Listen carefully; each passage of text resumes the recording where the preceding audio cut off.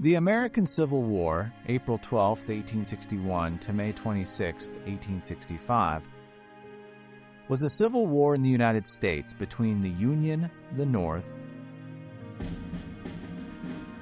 and the Confederacy, the South, which was formed in 1861 by states that had seceded from the Union.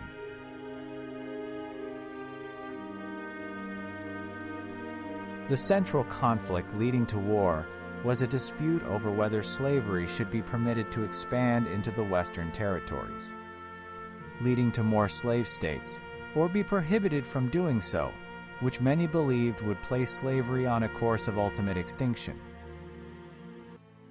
Decades of controversy over slavery came to a head when Abraham Lincoln, who opposed slavery's expansion, won the 1860 presidential election. 7 southern slave states responded to Lincoln's victory by seceding from the United States and forming the Confederacy. The Confederacy seized U.S. forts and other federal assets within their borders. The war began on April 12, 1861, when the Confederacy bombarded Fort Sumter in South Carolina. A wave of enthusiasm for war swept over the North and South as military recruitment soared.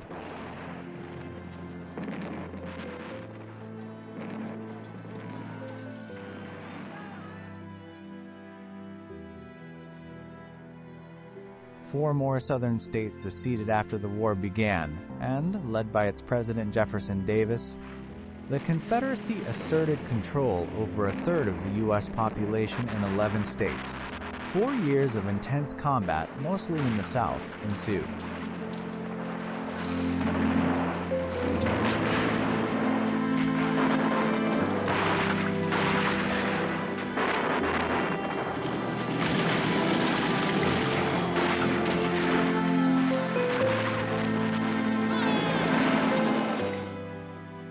During 1861 to 1862 in the Western Theater, the Union made permanent gains, though in the Eastern Theater, the conflict was inconclusive.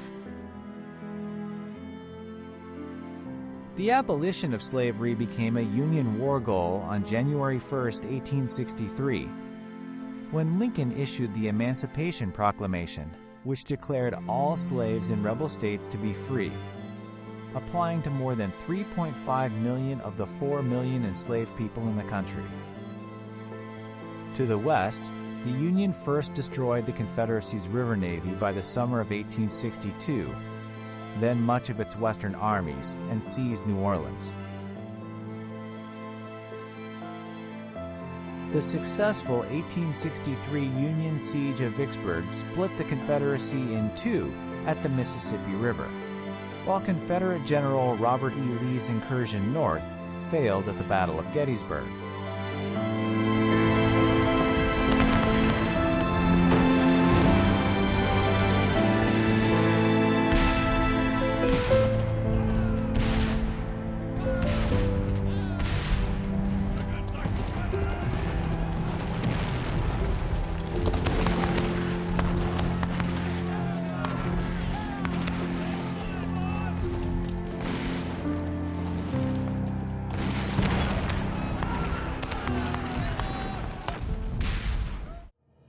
Western successes led to General Ulysses S. Grant's command of all Union armies in 1864.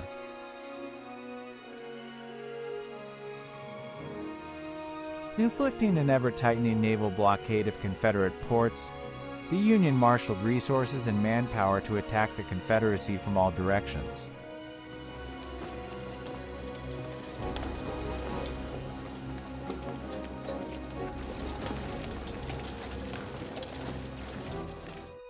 This led to the fall of Atlanta in 1864 to Union General William Tecumseh Sherman, followed by his march to the sea, which culminated in his taking Savannah.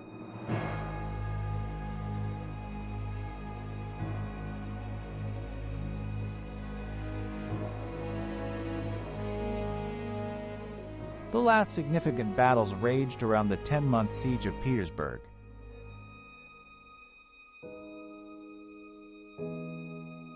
Gateway to the Confederate capital of Richmond.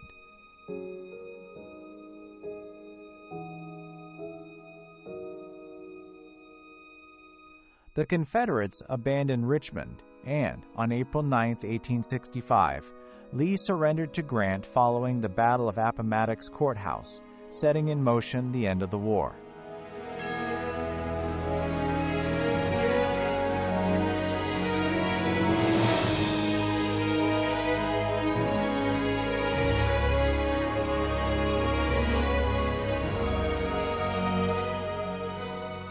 Lincoln lived to see this victory, but was shot by an assassin on April 14th, dying the next day.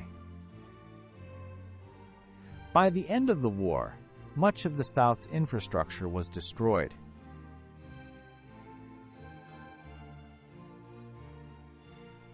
The Confederacy collapsed, slavery was abolished, and 4 million enslaved black people were freed.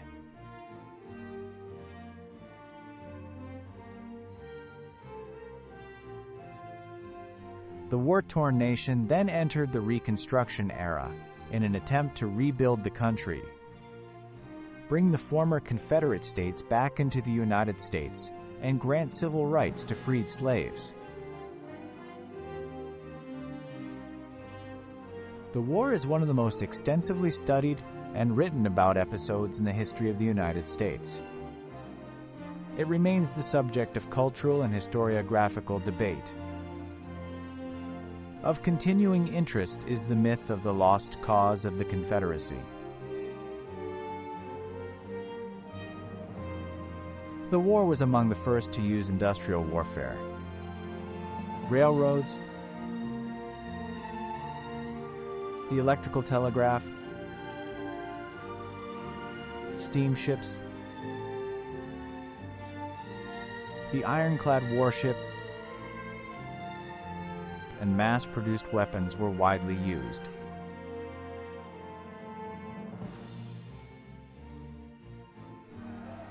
The war left an estimated 698,000 soldiers dead, along with an undetermined number of civilian casualties, making the Civil War the deadliest military conflict in American history.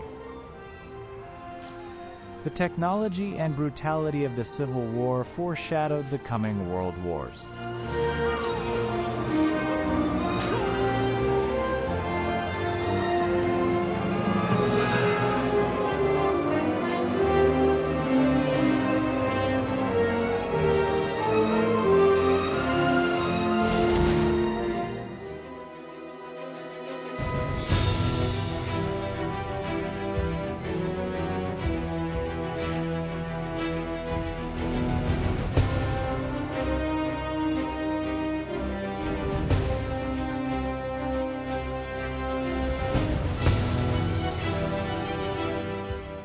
The origins of the war were rooted in the desire of the Southern states to preserve the institution of slavery.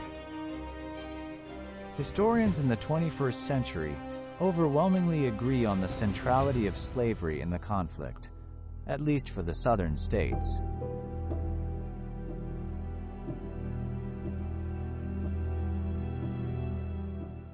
They disagree on which aspects, ideological, economic, political, or social, were most important, and on the North's reasons for refusing to allow the Southern states to secede. The pseudo-historical lost cause ideology denies that slavery was the principal cause of the secession, a view disproven by historical evidence, notably some of the seceding states' own secession documents.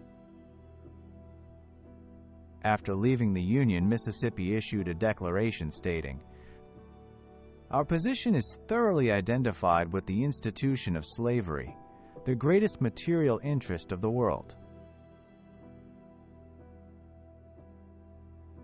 The principal political battle leading to Southern secession was over whether slavery would expand into the Western territories destined to become states.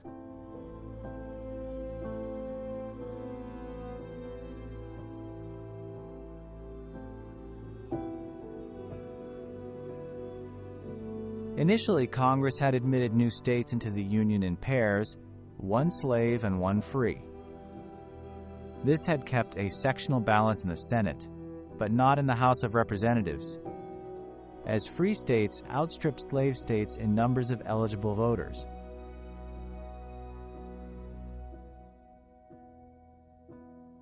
Thus, at mid-19th century, the free versus slave status of the new territories was a critical issue, both for the North, where anti-slavery sentiment had grown, and for the South, where the fear of slavery's abolition had grown.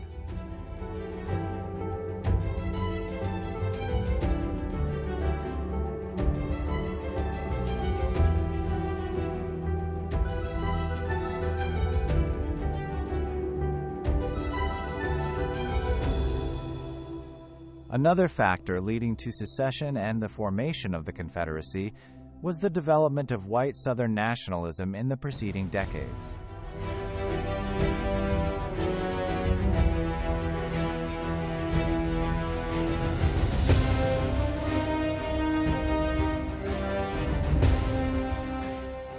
The primary reason for the North to reject secession was to preserve the Union, a cause based on American nationalism. Background factors in the run-up to the Civil War were partisan politics, abolitionism, nullification versus secession, Southern and Northern nationalism, expansionism, economics, and modernization in the antebellum period. As a panel of historians emphasized in 2011, while slavery and its various and multifaceted discontents were the primary cause of disunion, it was disunion itself that sparked the war.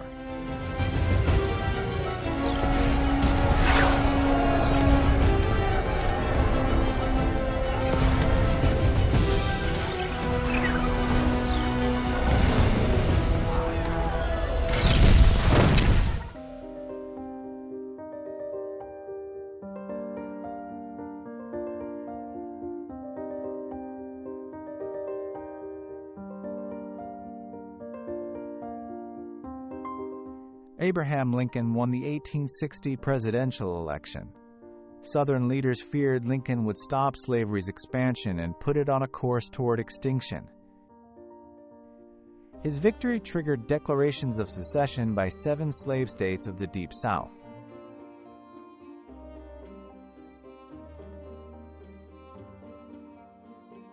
All of whose riverfront or coastal economies were based on cotton that was cultivated by slave labor. Lincoln was not inaugurated until March 4, 1861, 4 months after his 1860 election, which afforded the South time to prepare for war.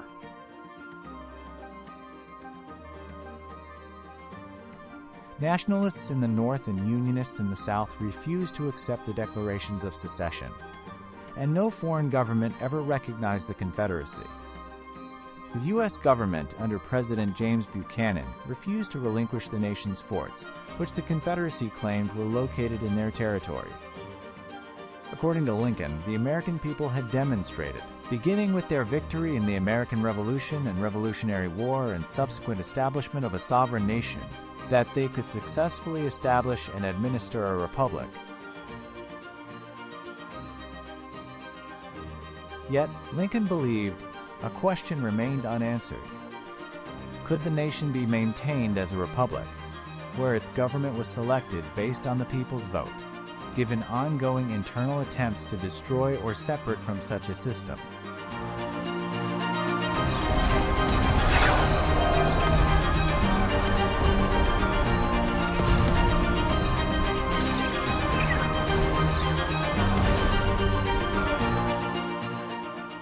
Lincoln's election provoked South Carolina's legislature to call a state convention to consider secession. South Carolina had done more than any other state to advance the notion that a state had the right to nullify federal laws and even secede. On December 20, 1860, the convention unanimously voted to secede and adopted a secession declaration. It argued for states' rights for slave owners, but complained about states' rights in the North in the form of resistance to the Federal Fugitive Slave Act, claiming that Northern states were not fulfilling their obligations to assist in the return of fugitive slaves. The cotton states of Mississippi, Florida, Alabama, Georgia, Louisiana, and Texas followed suit, seceding in January and February 1861.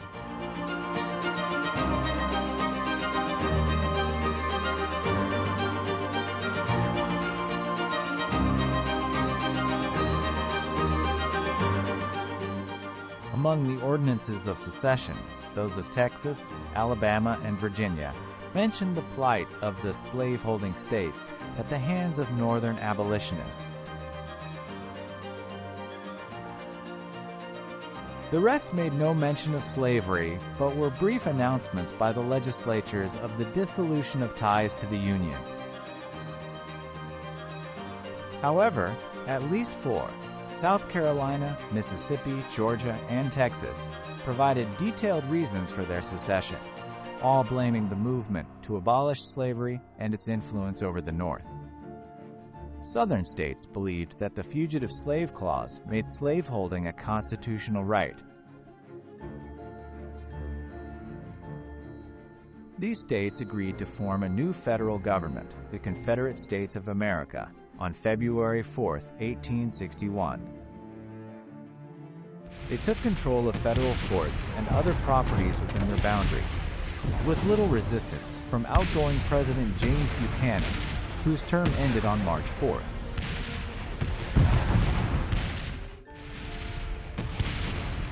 Buchanan said the Dred Scott decision was proof the Southern states had no reason to secede and that the Union was intended to be perpetual. He added, however, that the power by force of arms to compel a state to remain in the Union was not among the enumerated powers granted to Congress. A quarter of the U.S. Army, the Texas garrison, was surrendered in February to state forces by its general, David E. Twiggs, who joined the Confederacy.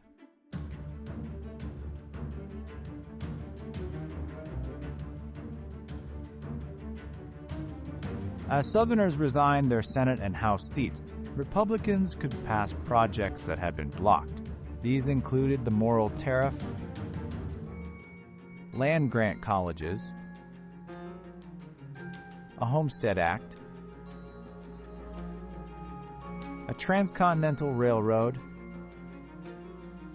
the National Bank Act, authorization of United States notes by the Legal Tender Act of 1862, the end of slavery in the District of Columbia, and a ban on slavery in the territories. The Revenue Act of 1861 introduced income tax to help finance the war. In December 1860, the Crittenden Compromise was proposed to reestablish the Missouri Compromise line by constitutionally banning slavery in territories to the north of it, while permitting it to the south. The compromise would likely have prevented secession, but Lincoln and the Republicans rejected it.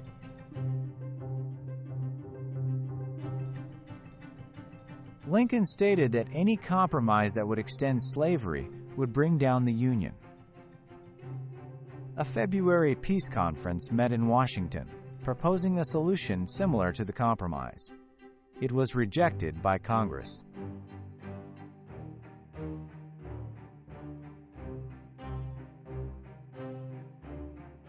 The Republicans proposed the Corwin Amendment, an alternative, not to interfere with slavery where it existed. But the South regarded it as insufficient. The remaining 8 slave states rejected pleas to join the Confederacy, following a no vote in Virginia's first secessionist convention on April 4th.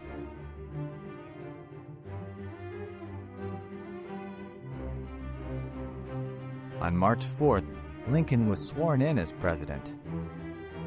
In his inaugural address, he argued that the Constitution was a more perfect union than the earlier Articles of Confederation and Perpetual Union, was a binding contract, and called secession legally void. He did not intend to invade southern states nor to end slavery where it existed, but he said he would use force to maintain possession of federal property, including forts, arsenals, mints, and custom houses that had been seized. The government would not try to recover post offices, and if resisted, mail delivery would end at state lines. Where conditions did not allow peaceful enforcement of federal law, U.S. Marshals and judges would be withdrawn. No mention was made of bullion lost from mints. He stated that it would be U.S. policy to collect the duties and imposts. There will be no invasion, no using of force against or among the people anywhere that would justify an armed revolution.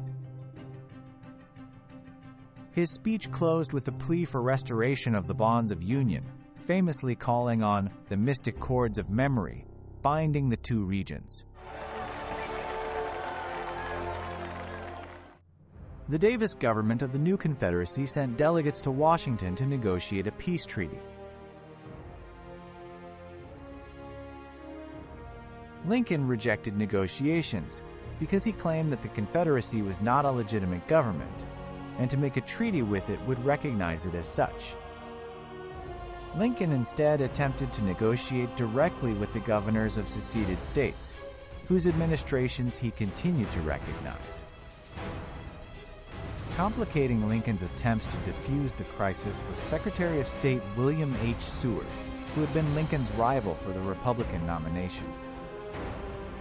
Embittered by his defeat, Seward agreed to support Lincoln's candidacy only after he was guaranteed the executive office then considered the second most powerful. In the early stages of Lincoln's presidency, Seward held little regard for him, due to his perceived inexperience. Seward viewed himself as the de facto head of government, the prime minister behind the throne. Seward attempted to engage in unauthorized and indirect negotiations that failed.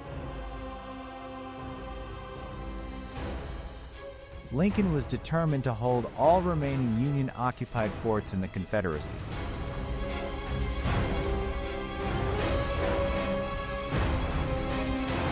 Fort Monroe in Virginia, Fort Pickens, Fort Jefferson, and Fort Taylor in Florida, and Fort Sumter in South Carolina.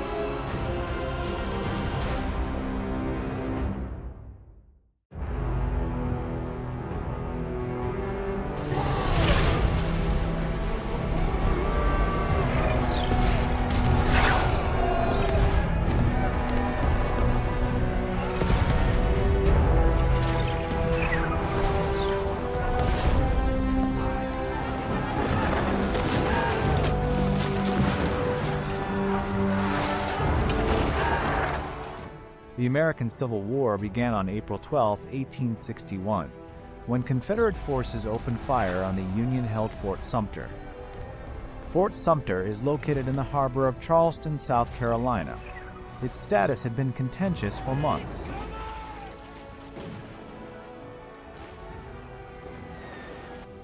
Outgoing President Buchanan had dithered in reinforcing its garrison. commanded by Major Robert Anderson. Anderson took matters into his own hands, and on December 26, 1860, under the cover of darkness, sailed the garrison from the poorly placed Fort Moultrie to the stalwart island Fort Sumter.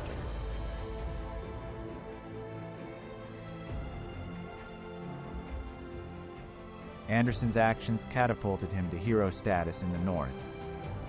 An attempt to resupply the fort on January 9, 1861 failed, and nearly started the war then, but an informal truce held. On March 5th, Lincoln was informed the fort was low on supplies. Fort Sumter proved a key challenge to Lincoln's administration. Back-channel dealing by Seward with the Confederates undermined Lincoln's decision-making. Seward wanted to pull out, but a firm hand by Lincoln tamed Seward, who was a staunch Lincoln ally. Lincoln decided holding the fort, which would require reinforcing it, was the only workable option. On April 6th, Lincoln informed the governor of South Carolina that a ship with food but no ammunition would attempt to supply the fort. Historian McPherson describes this win-win approach as the first sign of the mastery that would mark Lincoln's presidency. The Union would win if it could resupply and hold the fort, and the South would be the aggressor if it opened fire on an unarmed ship supplying starving men. An April 9th Confederate cabinet meeting resulted in Davis ordering General P.G.T. Beauregard to take the fort before supplies reached it. At 4:30 a.m. on April 12th, Confederate forces fired the first of 4,000 shells at the fort. It fell the next day.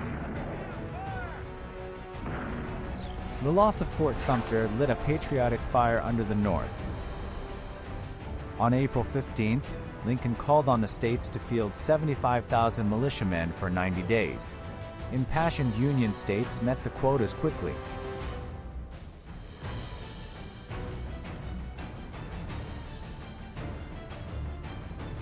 On May 3, 1861, Lincoln called for an additional 42,000 volunteers for 3 years.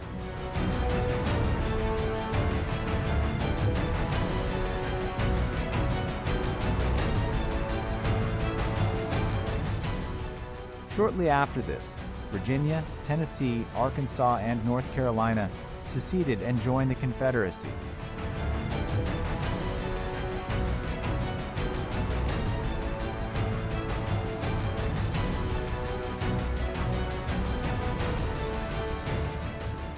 To reward Virginia, the Confederate capital was moved to Richmond.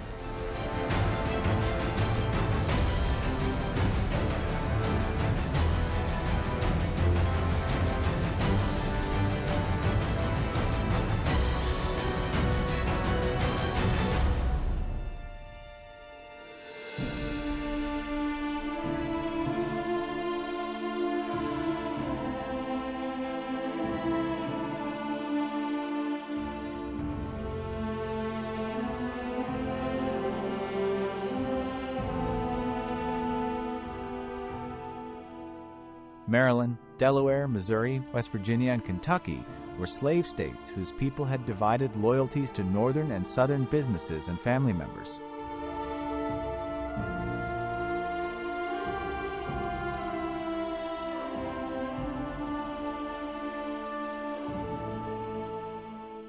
Some men enlisted in the Union Army and others in the Confederate Army. West Virginia separated from Virginia and was admitted to the Union on June 20, 1863, though half its counties were secessionist. Maryland's territory surrounded Washington, D.C., and could cut it off from the north. It had anti-Lincoln officials who tolerated anti-army rioting in Baltimore and the burning of bridges, both aimed at hindering the passage of troops to the south.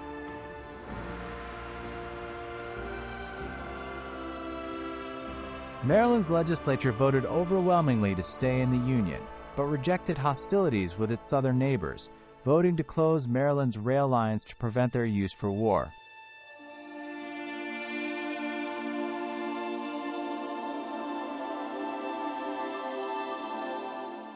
Lincoln responded by establishing martial law and unilaterally suspending habeas corpus in Maryland, along with sending in militia units.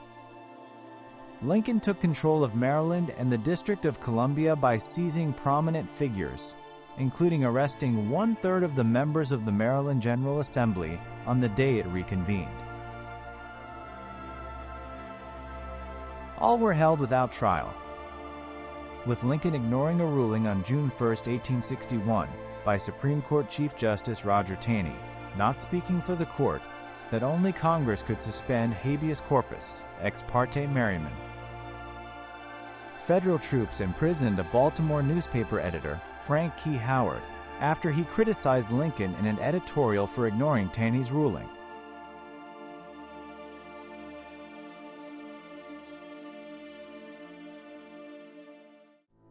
In Missouri, an elected convention on secession voted to remain in the Union. When pro-Confederate Governor Claiborne Fox Jackson called out the state militia, it was attacked by federal forces under General Nathaniel Lyon, who chased the governor and rest of the state guard to the southwestern corner of Missouri. Early in the war, the Confederacy controlled southern Missouri through the Confederate government of Missouri, but was driven out after 1862. In the resulting vacuum, the Convention on Secession reconvened and took power as the Unionist Provisional Government of Missouri. Kentucky did not secede; it declared itself neutral.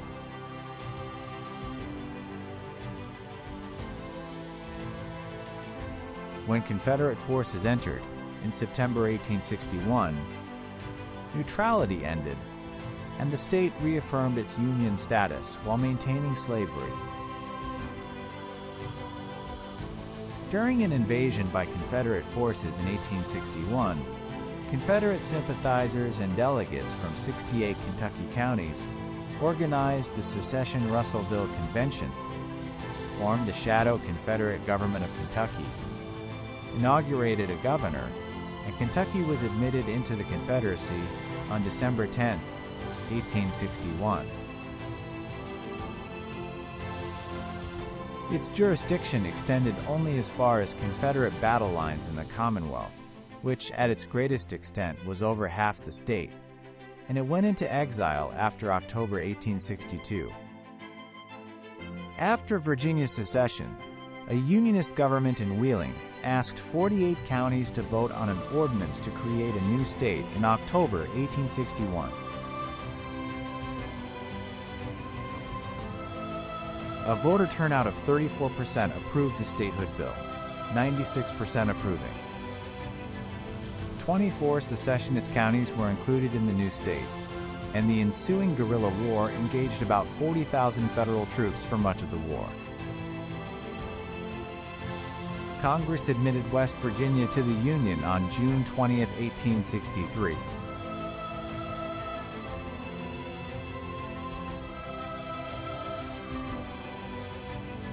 West Virginians provided about 20,000 soldiers to each side in the war.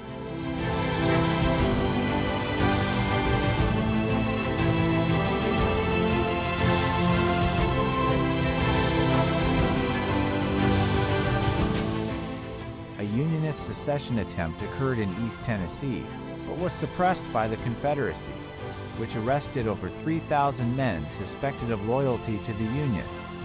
They were held without trial.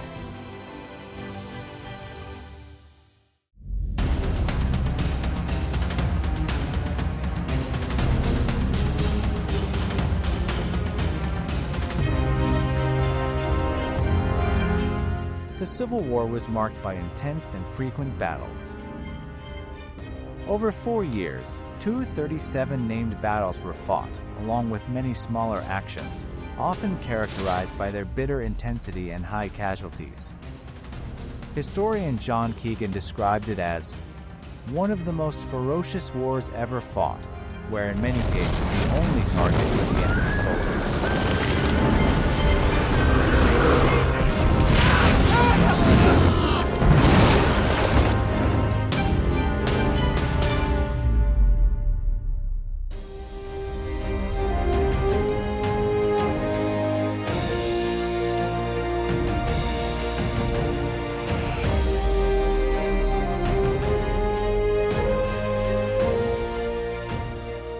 As the Confederate States organized, the U.S. Army numbered 16,000, while Northern governors began mobilizing their militias.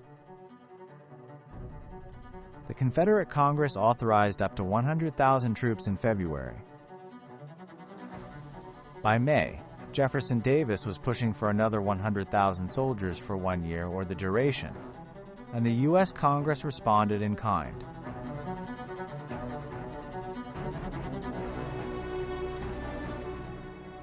In the first year of the war, both sides had more volunteers than they could effectively train and equip. After the initial enthusiasm faded, relying on young men who came of age each year was not enough. Both sides enacted draft laws, conscription, to encourage or force volunteering, though relatively few were drafted.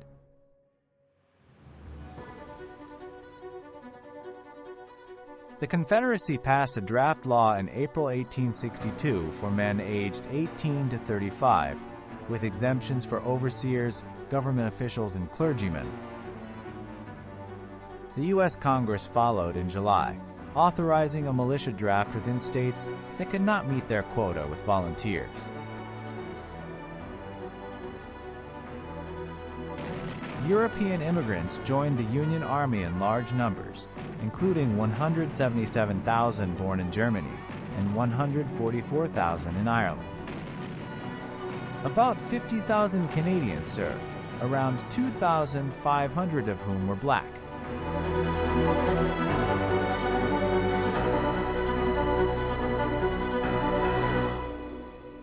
When the Emancipation Proclamation went into effect in January 1863, ex-slaves were energetically recruited to meet state quotas.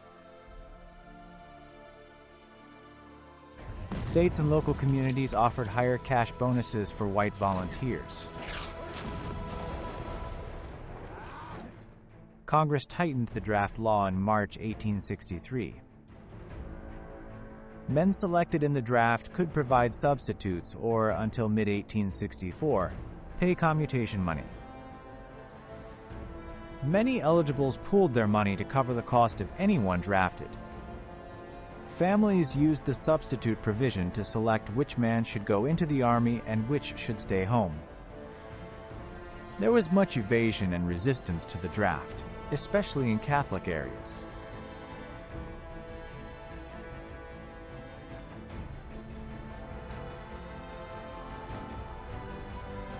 The New York City draft riots in July 1863 involved Irish immigrants who had been signed up as citizens to swell the vote of the city's democratic political machine, not realizing it made them liable for the draft. Of the 168,649 men procured for the Union through the draft, 117,986 were substitutes, leaving only 50,663 who were conscripted. In the North and South, draft laws were highly unpopular. In the North, some 120,000 men evaded conscription, many fleeing to Canada, and another 280,000 soldiers deserted during the war. At least 100,000 Southerners deserted, about 10% of the total. Southern desertion was high because many soldiers were more concerned about the fate of their local area than the Southern cause.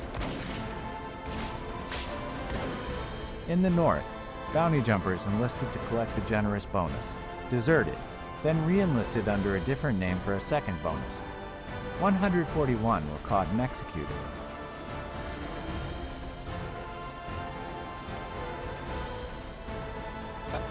From a tiny frontier force in 1860, the Union and Confederate armies grew into the largest and most efficient armies in the world within a few years. Some European observers at the time dismissed them as amateur and unprofessional, but historian John Keegan concluded that each outmatched the French, Prussian, and Russian armies, and without the Atlantic, could have threatened any of them with defeat.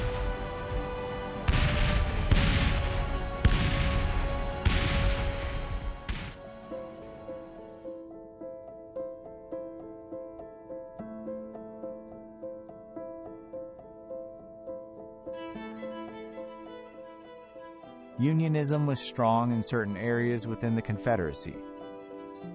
As many as 100,000 men living in states under Confederate control served in the Union Army or pro-Union guerrilla groups. Although they came from all classes, most Southern Unionists differed socially, culturally, and economically from their region's dominant pre-war, slave-owning planter class.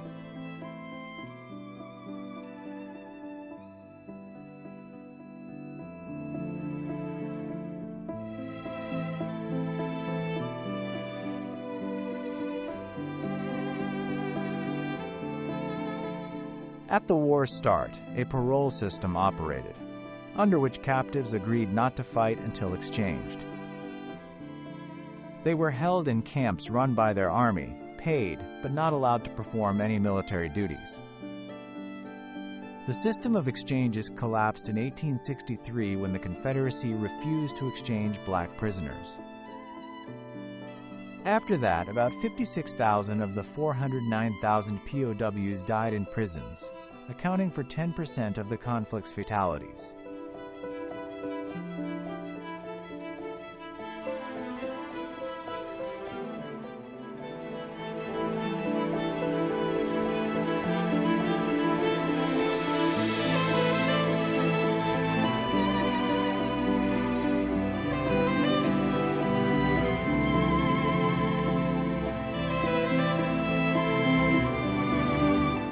Historian Elizabeth D. Leonard writes that between 500 and 1,000 women enlisted as soldiers on both sides, disguised as men. Women also served as spies, resistance activists, nurses, and hospital personnel.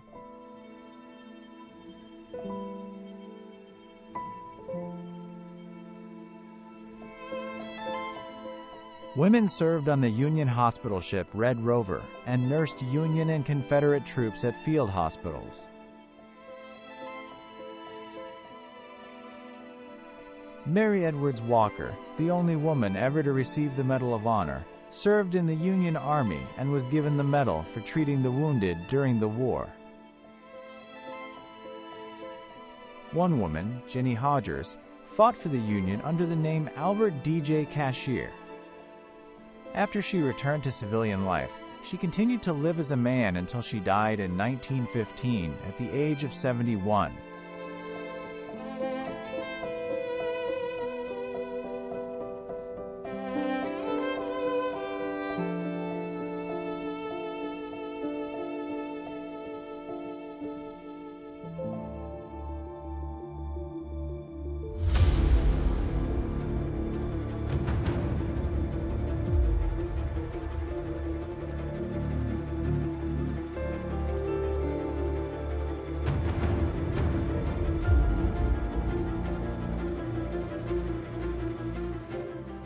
The Union Navy in 1861 was relatively small, but by 1865 expanded rapidly to 6,000 officers, 45,000 sailors, and 671 vessels totaling 510,396 tons.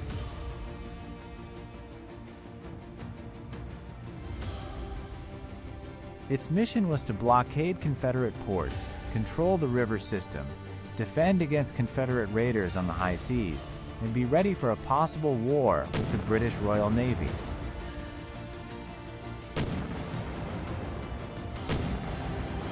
The main riverine war was fought in the West, where major rivers gave access to the Confederate heartland. The U.S. Navy eventually controlled the Red, Tennessee, Cumberland, Mississippi, and Ohio rivers. In the East, the Navy shelled Confederate forts and supported coastal army operations.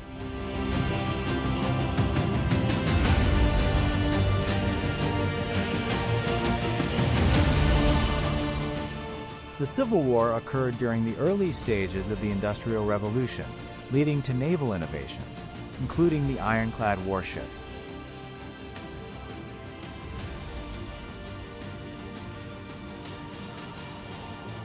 The Confederacy, recognizing the need to counter the Union's naval superiority, built or converted over 130 vessels, including 26 ironclads.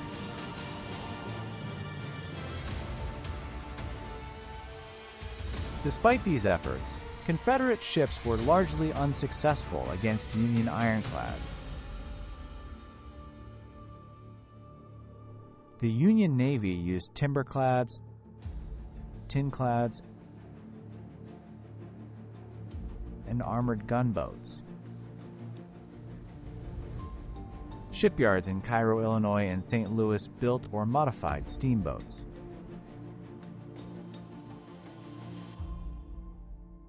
The Confederacy experimented with the submarine CSS Hunley, which proved unsuccessful, and with the ironclad CSS Virginia, rebuilt from the sunken Union ship Merrimac. On March 8, 1862, Virginia inflicted significant damage on the Union's wooden fleet.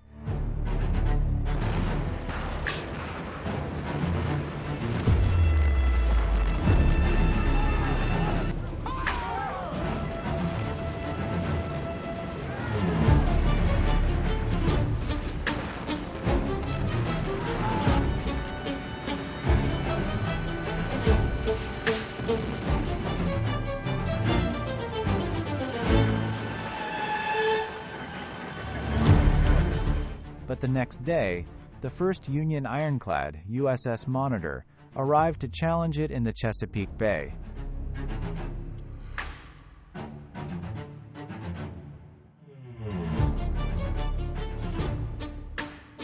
The resulting 3-hour Battle of Hampton Roads was a draw, proving ironclads were effective warships.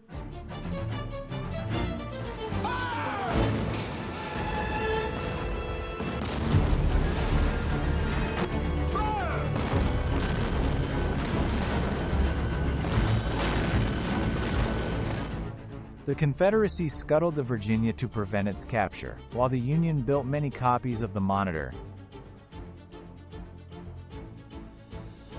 The Confederacy's efforts to obtain warships from Great Britain failed, as Britain had no interest in selling warships to a nation at war with a stronger enemy, and feared souring relations with the U.S.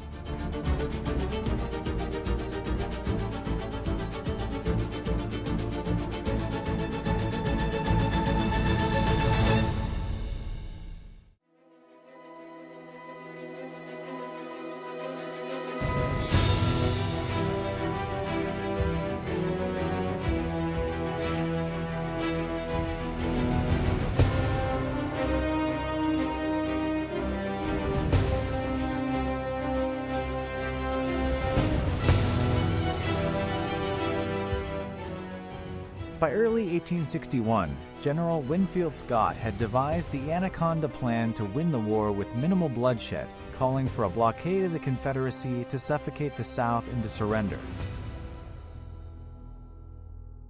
Lincoln adopted parts of the plan, but opted for a more active war strategy. In April 1861, Lincoln announced a blockade of all southern ports. Commercial ships could not get insurance, ending regular traffic.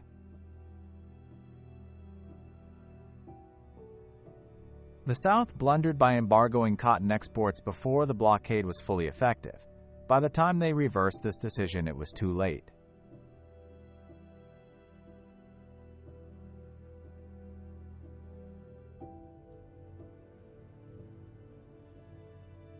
King Cotton was dead, as the South could export less than 10% of its cotton.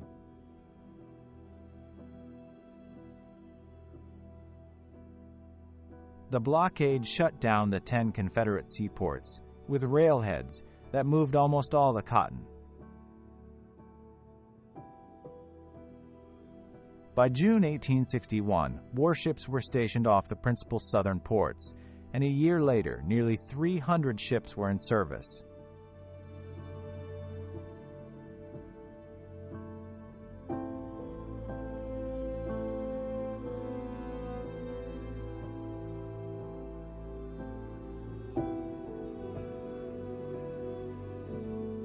The Confederates began the war short on military supplies, which the agrarian South could not produce. Northern arms manufacturers were restricted by an embargo, ending existing and future contracts with the South. The Confederacy turned to foreign sources, connecting with financiers and companies like S. Isaac, Campbell and Company, and the London Armoury Company in Britain, becoming the Confederacy's main source of arms. To transport arms safely to the Confederacy, British investors built small, fast, steam-driven blockade runners that traded arms and supplies from Britain through Bermuda, Cuba, and the Bahamas in exchange for high-priced cotton. Many were lightweight and designed for speed, only carrying small amounts of cotton back to England. When the Union Navy seized a blockade runner, the ship and cargo were condemned as a prize of war and sold, with proceeds given to the Navy sailors. The captured crewmen, mostly British, were released.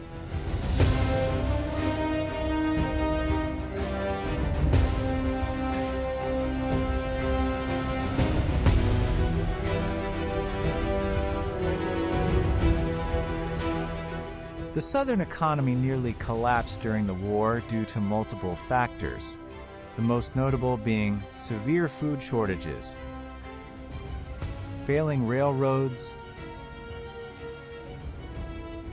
loss of control over key rivers,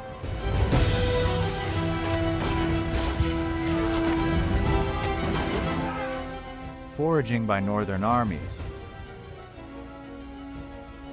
and the seizure of animals and crops by Confederate forces.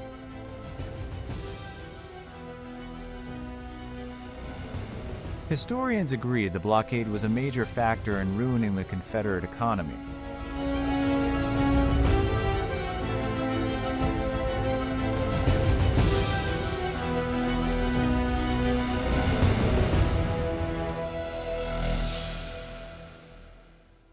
However, Wise argues blockade runners provided enough of a lifeline to allow Robert E. Lee, a Confederate general, to continue fighting for additional months.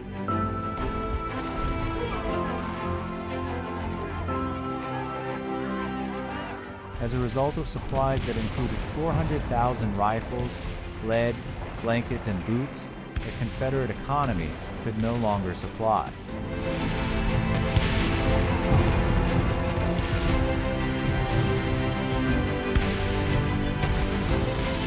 The Confederate cotton crop became nearly useless, which cut off the Confederacy's primary income source. Critical imports were scarce, and coastal trade also largely ended. The blockade's success was not measured by the few ships which slipped through, but by the thousands that never tried.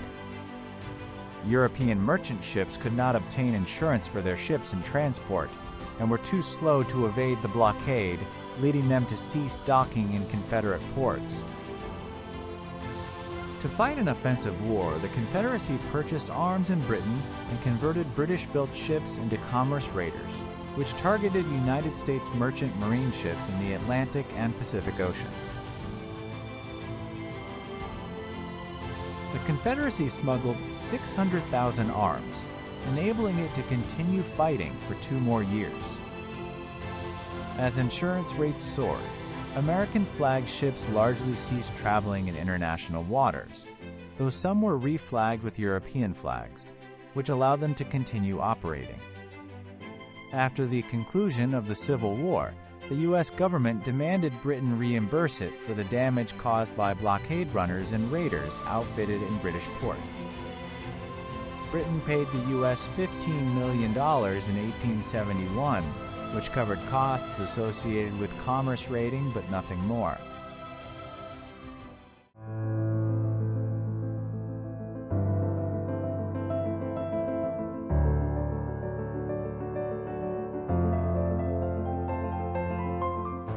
The Eastern Theater refers to the military operations east of the Appalachian Mountains,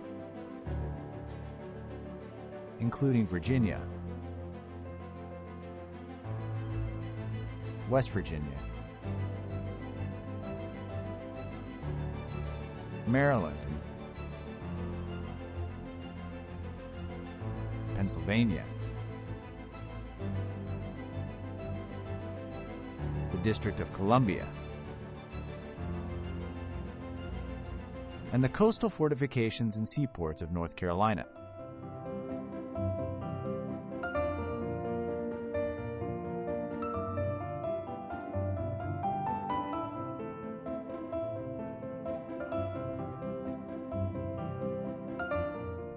Major General George B. McClellan took command of the Union Army of the Potomac on July 26, 1861, and the war began in earnest in 1862.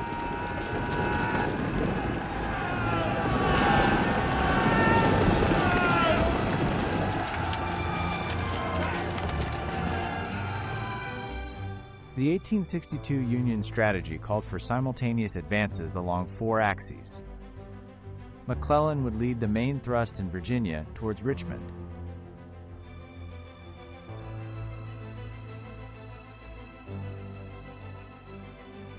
Ohio forces would advance through Kentucky into Tennessee.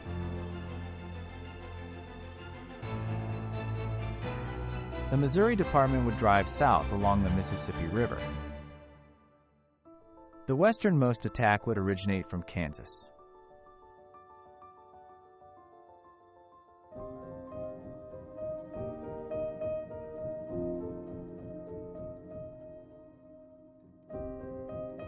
The primary Confederate force in the Eastern Theater was the Army of Northern Virginia.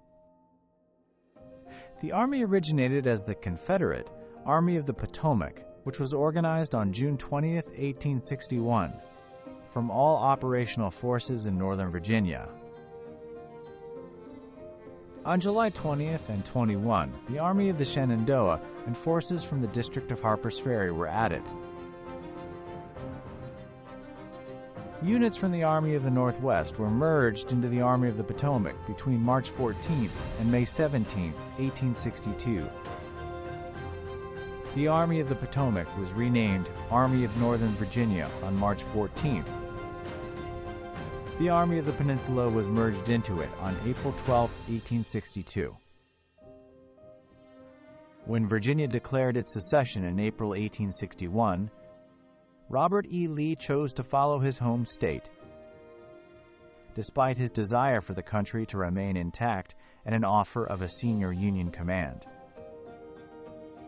In his 4-volume biography of Lee published in 1934 and 1935, historian Douglas S. Freeman wrote that the Army received its final name from Lee when he issued orders assuming command on June 1, 1862. However, Freeman wrote, Lee corresponded with Brigadier General Joseph E. Johnston, his predecessor in Army command,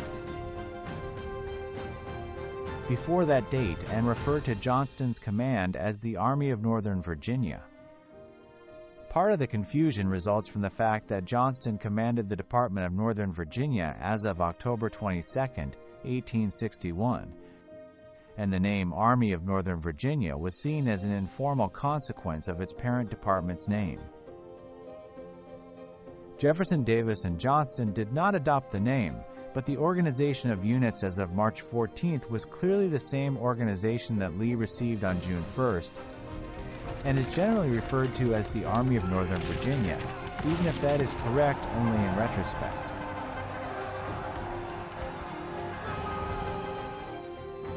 On July 4th at Harper's Ferry, Colonel Thomas J. Jackson assigned Jeb Stuart command of all cavalry companies of the Army of the Shenandoah. Jackson eventually commanded the Army of Northern Virginia's cavalry.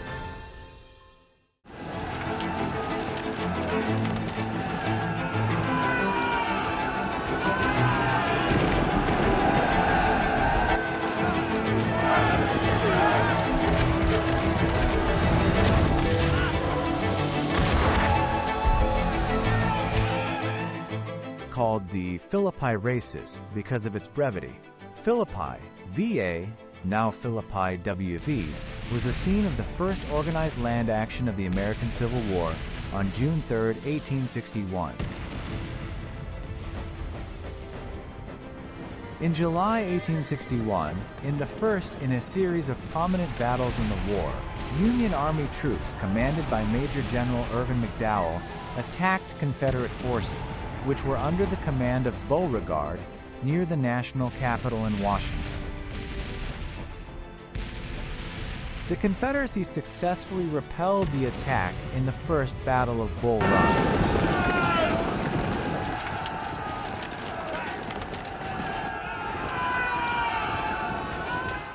In the beginning of the Civil War, the Union appeared to hold the upper hand.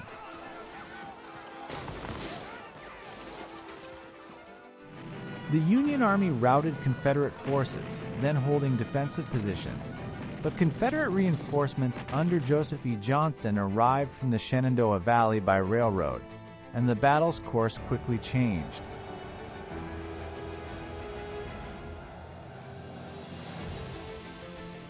A brigade of Virginians, commanded by Thomas J. Jackson, then a relatively unknown brigadier general from Virginia Military Institute, stood its ground, leading to Jackson earning the nickname Stonewall.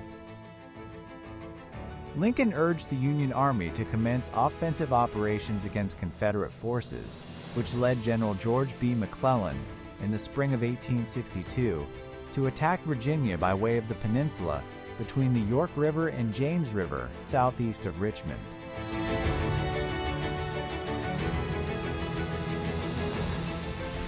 McClellan's army reached the gates of Richmond in the Peninsula Campaign.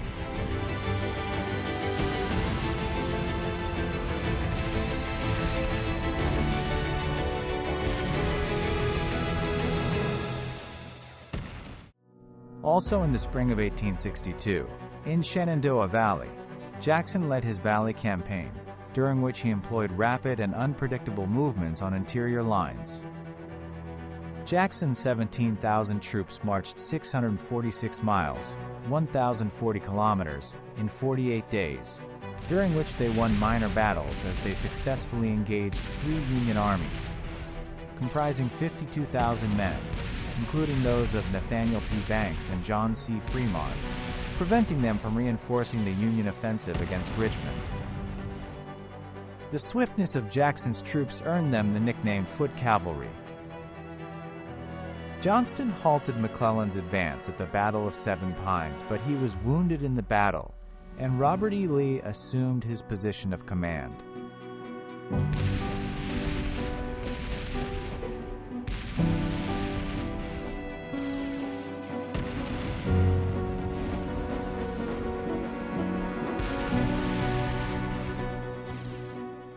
Lee and his senior subordinates, James Longstreet and Stonewall Jackson, defeated McClellan in the 7 days' battles, forcing McClellan's retreat.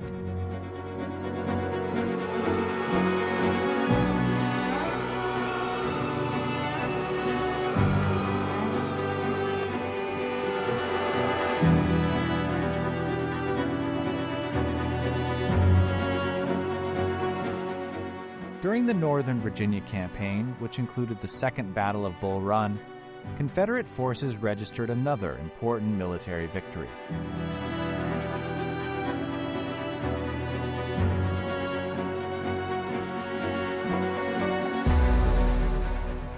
McClellan resisted General-in-Chief Halleck's orders to send reinforcements to John Pope's Union Army of Virginia, which enabled Lee's Confederate forces to defeat twice the number of combined enemy troops.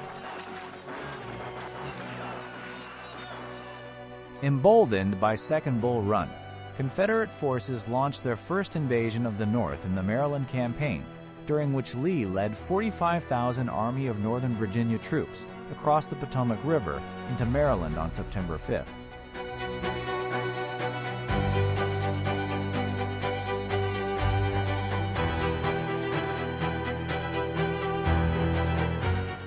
Lincoln then restored Pope's troops to McClellan, and McClellan and Lee clashed in the Battle of Antietam near Sharpsburg, Maryland, on September 17, 1862, which proved the bloodiest single day in both the Civil War and U.S. military history.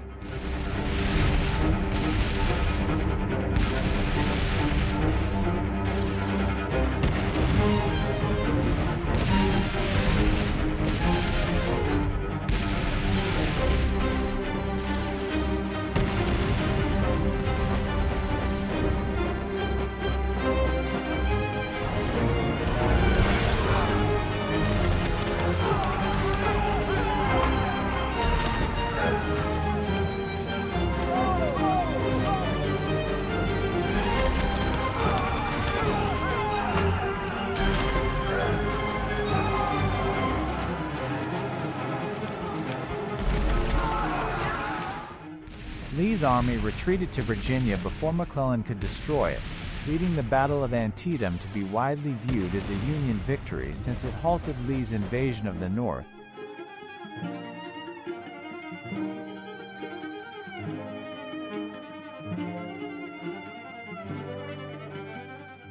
And provided an opportunity for Lincoln to issue the Emancipation Proclamation, which he issued as an executive order on January 1, 1863. McClellan failed to respond in any measurable way to Lee's attempt to invade the North at Antietam, led to his replacement by Major General Ambrose Burnside.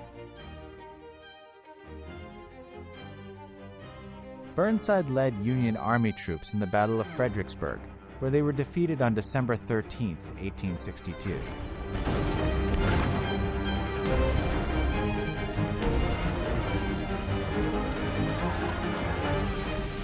Over 12,000 Union soldiers were killed or wounded during futile attempts by Union troops to launch frontal assaults against Marye's Heights.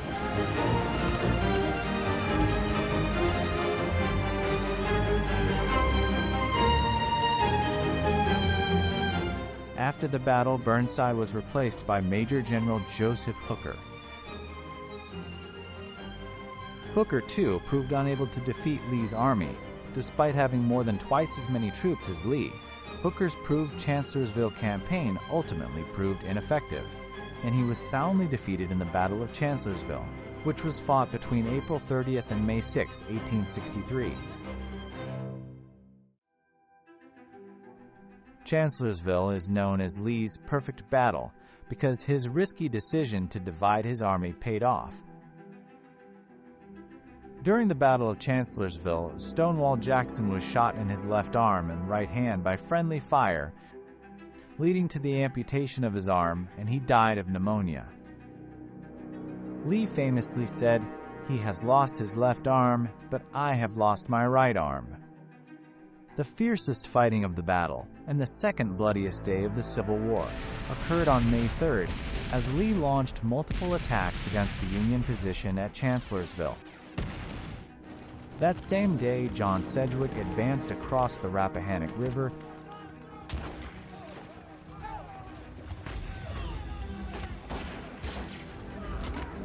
defeated the small Confederate force at Marye's Heights in the Second Battle of Fredericksburg, and then moved to the west.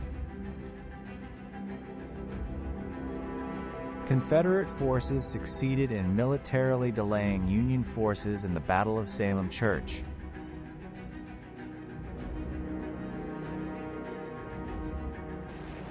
Hooker was replaced by Major General George Meade during Lee's second invasion of the North in June.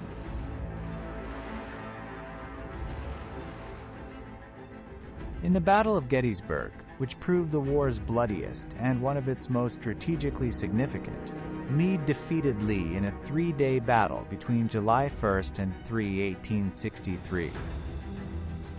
The Battle of Gettysburg caused over 50,000 Union and Confederate casualties, but also proved the war's turning point, altering the course of the war in the Union's favor.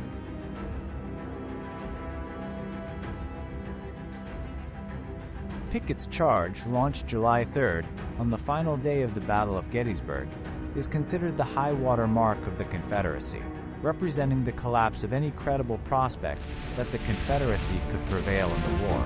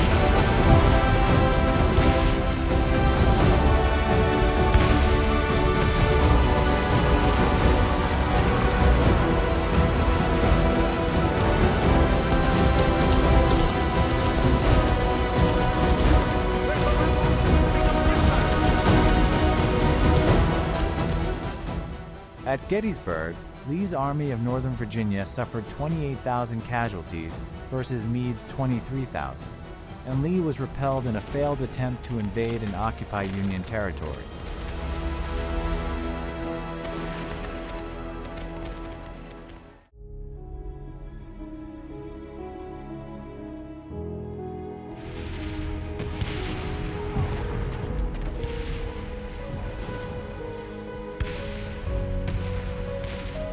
The Western Theater refers to military operations between the Appalachian Mountains and the Mississippi River, including Alabama, Georgia, Florida, Mississippi, North Carolina, Kentucky, South Carolina, Tennessee, and parts of Louisiana.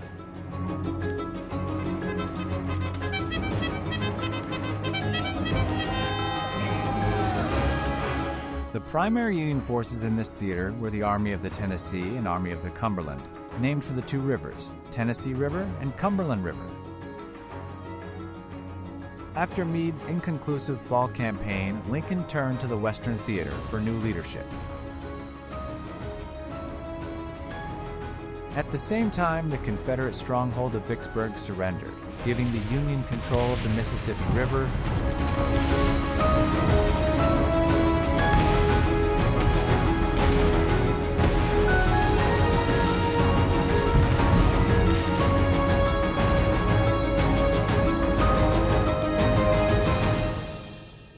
permanently isolating the Western Confederacy and producing the new leader Lincoln needed, Ulysses S. Grant. The Army of Tennessee, which served as the primary Confederate force in the Western Theater, was formed on November 20, 1862, when General Braxton Bragg renamed the former Army of Mississippi. While Confederate forces had successes in the Eastern Theater, they were defeated many times in the West.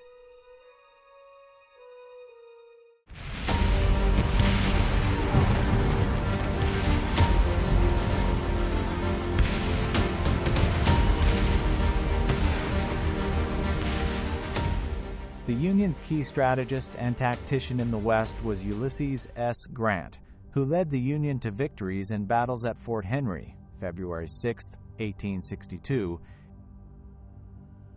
and Fort Donelson, February 11 to 16, 1862.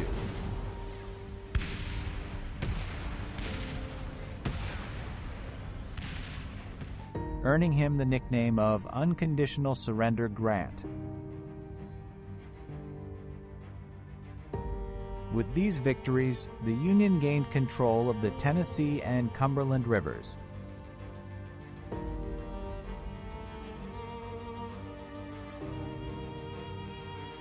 Nathan Bedford Forrest rallied nearly 4,000 Confederate troops and led them to escape across the Cumberland River.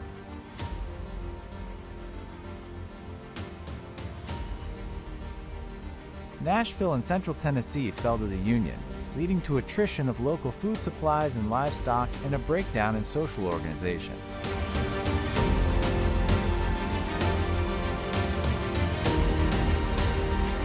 Confederate General Leonidas Polks subsequently invaded Columbus, Kentucky, which ended Kentucky's policy of neutrality and turned it against the Confederacy.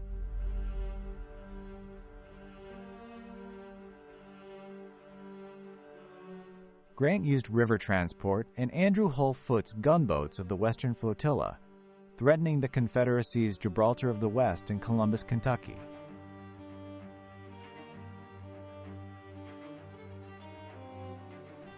Although rebuffed at Belmont, Grant cut off Columbus.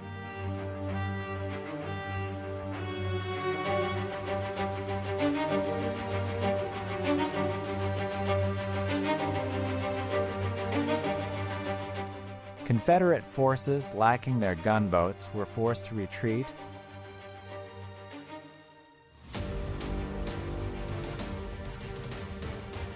And the Union took control of West Kentucky and opened Tennessee in March 1862.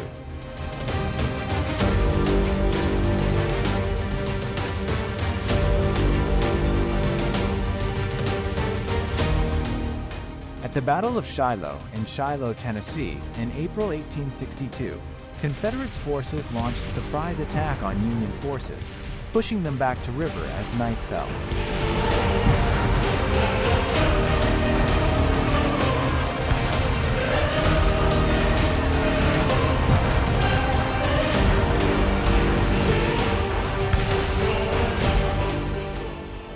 Over that night, however, the Navy landed reinforcements, and Grant counterattacked.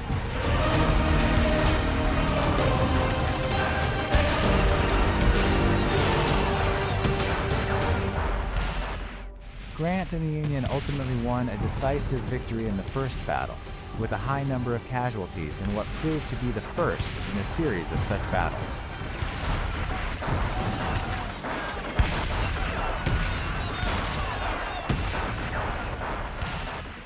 Confederate forces lost Albert Sidney Johnston, considered their finest general, before Lee emerged to assume command.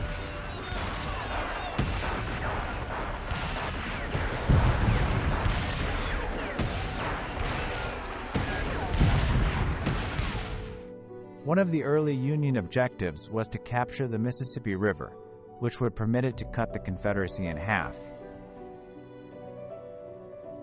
The Mississippi was open to Union traffic to the southern border of Tennessee after it took Island No. 10, New Madrid, Missouri, and then Memphis, Tennessee.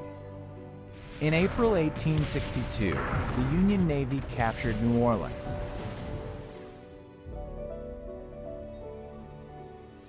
The key to the river was New Orleans, the South's largest port and greatest industrial center. U.S. naval forces under Farragut ran past Confederate defenses south of New Orleans. Confederate forces abandoned the city, giving the Union a critical anchor in the Deep South, which allowed Union forces to move up the Mississippi.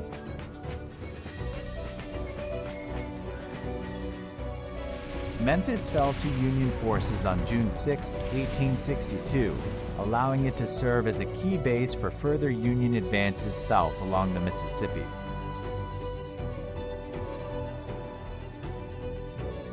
On the Mississippi River, the Union took every fortress city with the exception of Vicksburg, Mississippi.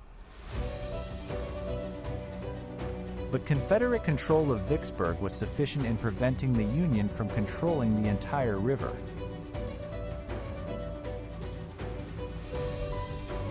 Bragg's second invasion of Kentucky and the Confederate Heartland Offensive included initial successes, including Kirby Smith's triumph in the Battle of Richmond.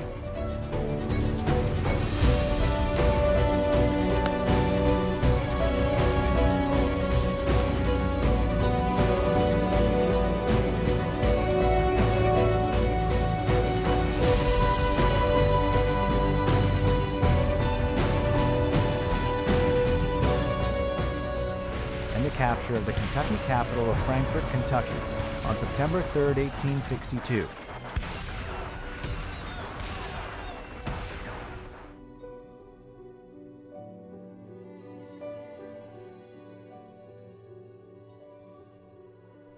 The campaign ended with a meaningless victory over Major General Don Carlos Buell at the Battle of Perryville, and Bragg was forced to end his attempt to invade and control Kentucky.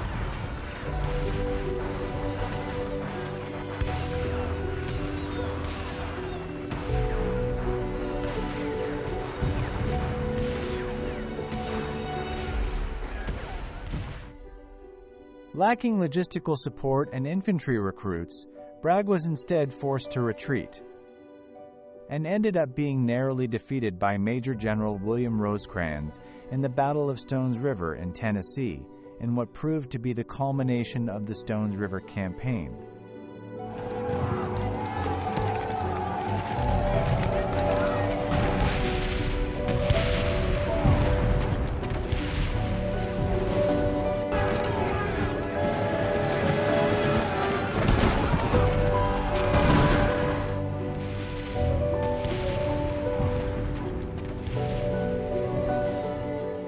U.S. naval forces assisted Grant in the long, complex Vicksburg campaign, which resulted in Confederate forces surrendering in the Battle of Vicksburg in July 1863. which cemented Union control of the Mississippi River in one of the war's turning points.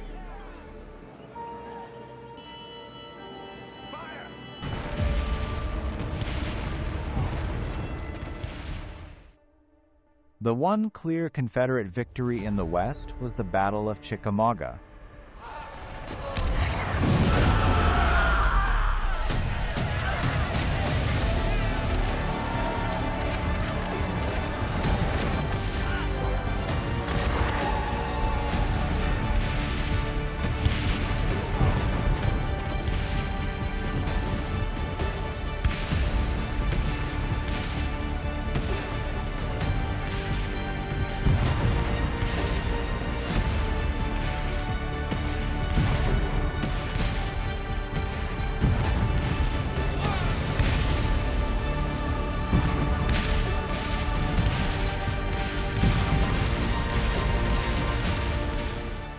After Rosecrans' successful Tullahoma campaign, Bragg, reinforced by Lieutenant General James Longstreet's corps, defeated Rosecrans, despite the defensive stand of Major General George Henry Thomas.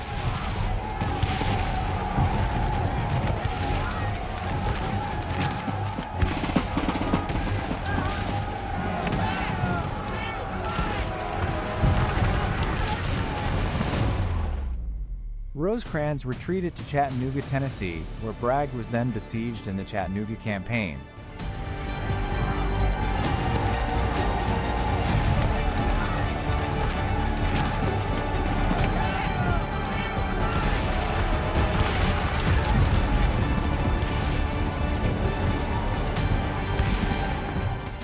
Grant marched to the relief of Rosecrans, where he led the defeat of Bragg in the Third Battle of Chattanooga, eventually causing Longstreet to abandon his Knoxville campaign.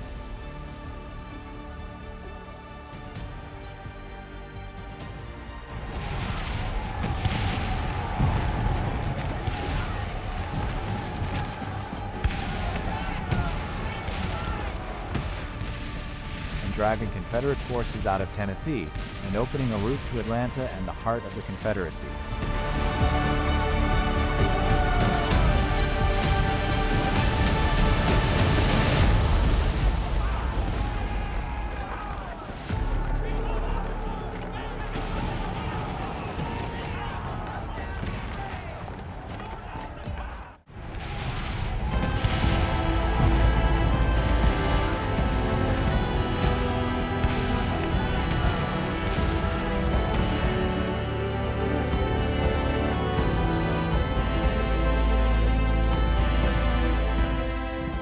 The Trans-Mississippi Theater refers to military operations west of the Mississippi, encompassing most of Missouri,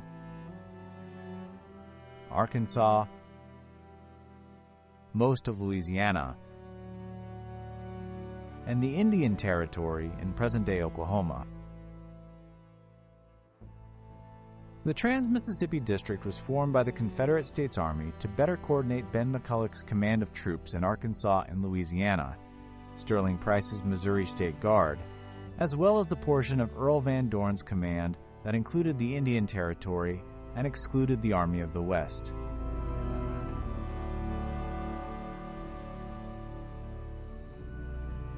The Union's command was the Trans-Mississippi Division, or the Military Division of West Mississippi.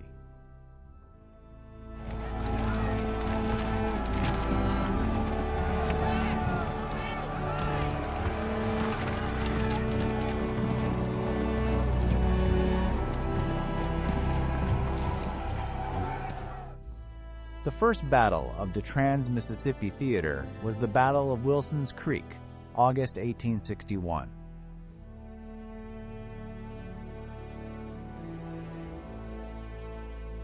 The Confederates were driven from Missouri early in the war as a result of the Battle of Pea Ridge.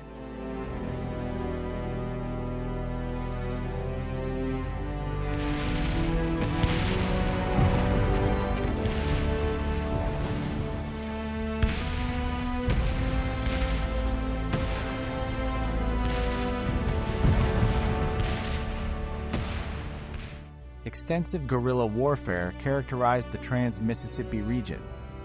as the Confederacy lacked the troops and logistics to support regular armies that could challenge Union control.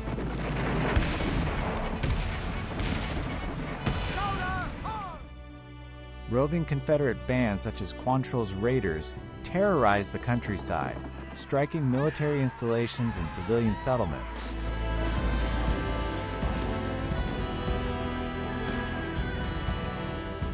The Sons of Liberty and Order of the American Knights attacked pro-Union people, elected office holders, and unarmed uniformed soldiers.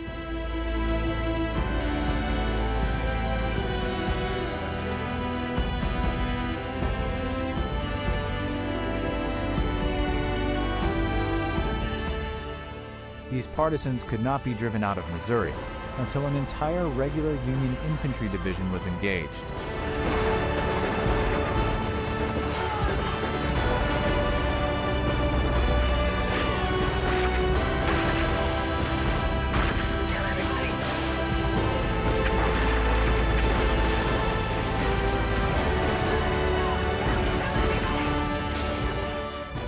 By 1864, these violent activities harmed the nationwide anti-war movement organizing against the re-election of Lincoln.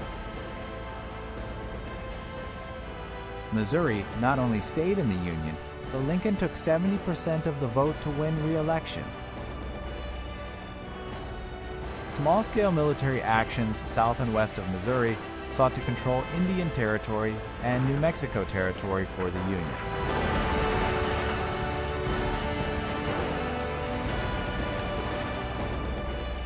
The Battle of Glorieta Pass was the decisive battle of the New Mexico campaign.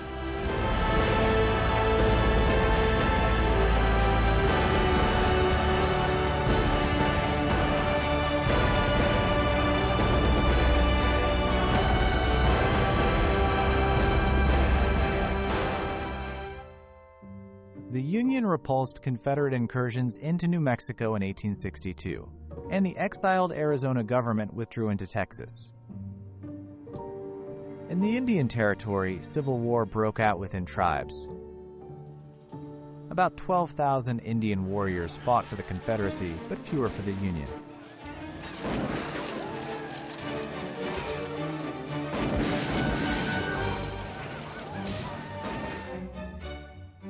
The most prominent Cherokee was Brigadier General Stan Waddy, the last Confederate general to surrender.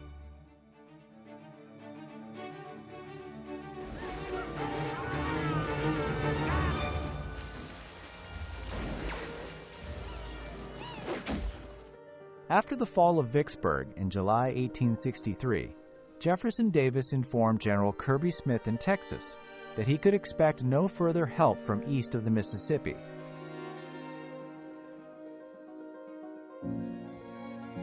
Although he lacked resources to beat Union armies, he built up a formidable arsenal at Tyler, along with his own Kirby Smith economy, a virtual independent fiefdom in Texas, including railroad construction and international smuggling.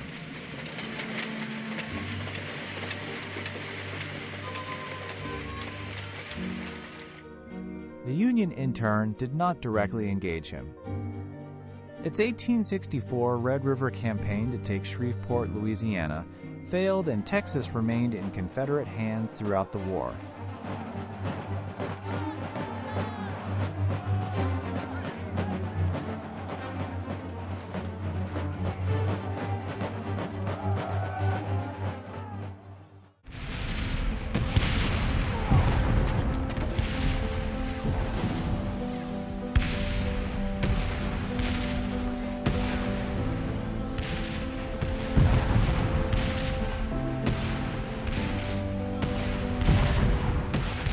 The lower seaboard theater refers to military and naval operations that occurred near the coastal areas of the Southeast, as well as the southern part of the Mississippi.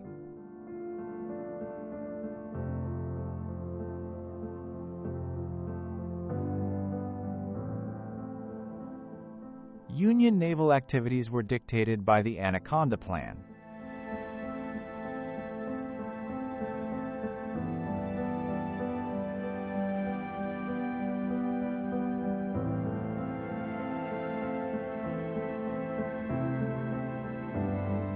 One of the earliest battles was fought in November 1861 at Port Royal Sound, south of Charleston. Much of the war along the South Carolina coast concentrated on capturing Charleston. In attempting to capture Charleston, the Union military tried two approaches: by land over James or Morris Islands, or through the harbor.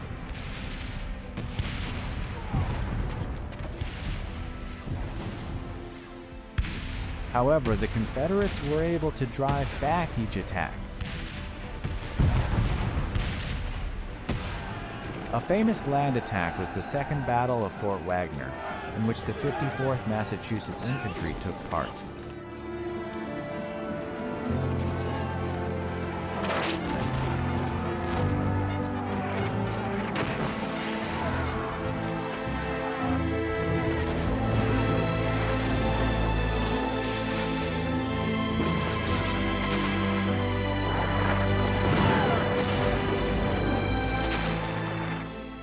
The Union suffered a serious defeat, losing 1,515 soldiers, while the Confederates lost only 174.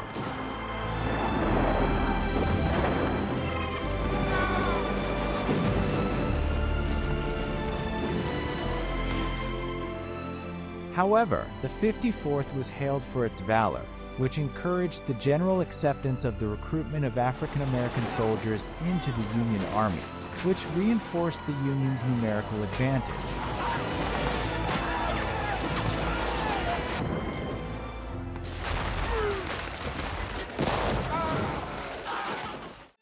Fort Pulaski on the Georgia coast was an early target for the Union Navy.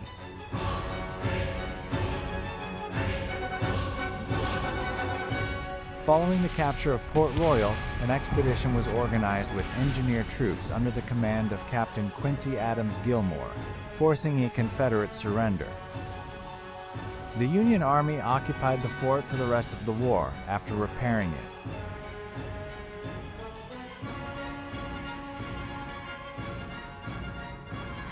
In April 1862, a Union naval task force commanded by Commander David Dixon Porter attacked Forts Jackson and St. Philip, which guarded the river approach to New Orleans from the south. While part of the fleet bombarded the forts, other vessels forced a break in the obstructions in the river and enabled the rest of the fleet to steam upriver to the city. The Union Army force, commanded by Major General Benjamin Butler, landed near the forts and forced their surrender. Butler's controversial command of New Orleans earned him the nickname Beast. The following year, the Union Army of the Gulf, commanded by Major General Nathaniel P. Banks, laid siege to Port Hudson for nearly 8 weeks, the longest siege in U.S. military history.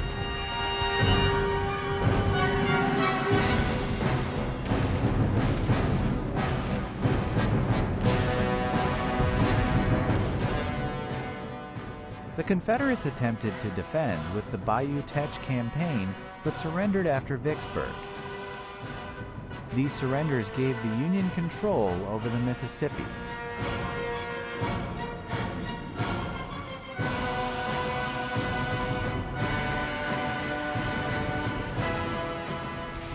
Several small skirmishes, but no major battles were fought in Florida. The biggest was the Battle of Aleustee in early 1864.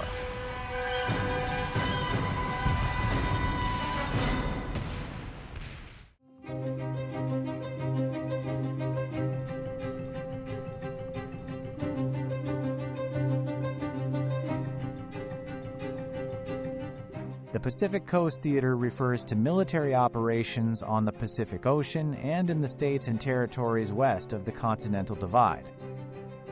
Conquest of Virginia. At the beginning of 1864, Lincoln made Grant commander of all Union armies. Grant made his headquarters with the Army of the Potomac and put Major General William Tecumseh Sherman in command of most of the Western armies. Grant understood the concept of total war and believed, along with Lincoln and Sherman, that only the utter defeat of Confederate forces and their economic base would end the war.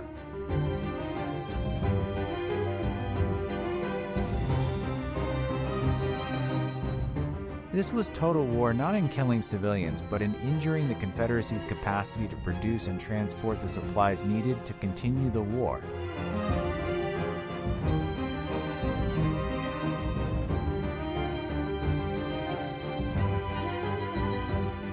Sherman, at Grant's direction, seized provisions and destroyed homes, farms, and railroads, which Grant said would otherwise have gone to the support of secession and rebellion. This policy, I believe, exercised a material influence in hastening the end.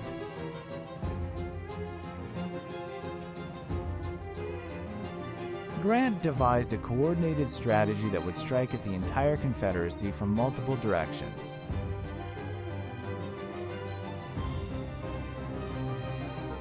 Generals Meade and Benjamin Butler were ordered to move against Lee near Richmond.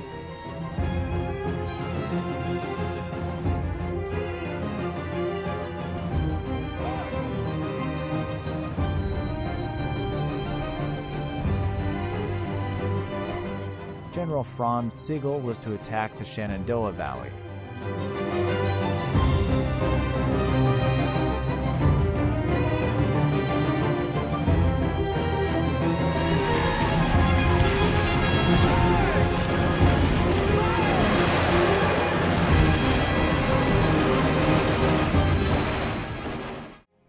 General Sherman was to capture Atlanta and march to the Atlantic Ocean.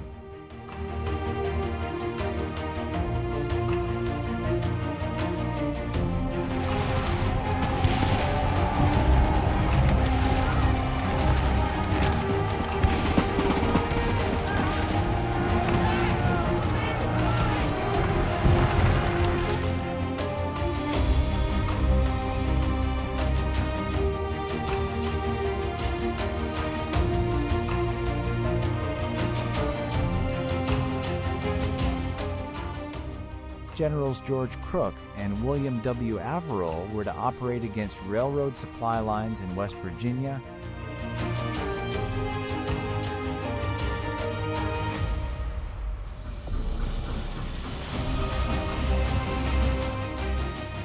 and Major General Nathaniel P. Banks was to capture Mobile, Alabama.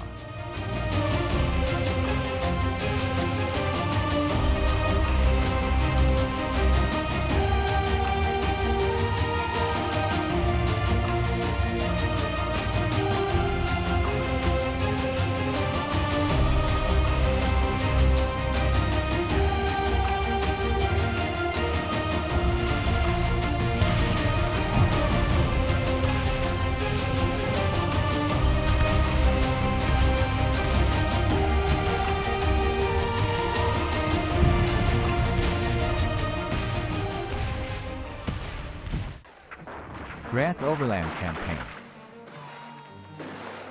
Grant's army set out on the Overland Campaign intending to draw Lee into a defense of Richmond, where they would attempt to pin down and destroy the Confederate Army. The Union Army first attempted to maneuver past Lee and fought several battles.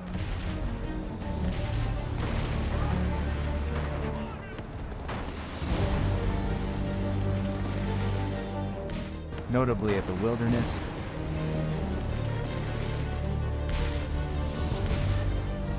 Spotsylvania,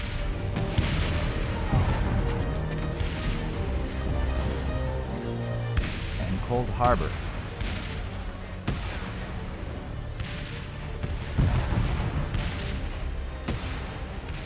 These resulted in heavy losses on both sides and forced Lee's Confederates to fall back repeatedly. At the Battle of Yellow Tavern, the Confederates lost Jeb Stuart. An attempt to outflank Lee from the south failed under Butler, who was trapped inside the Bermuda Hundred riverbed.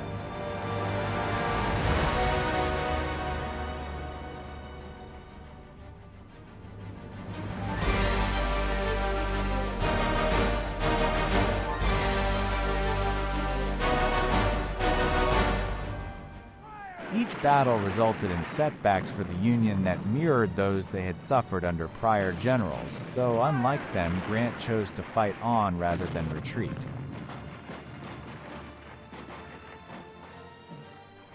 Grant was tenacious and kept pressing Lee's Army of Northern Virginia back to Richmond.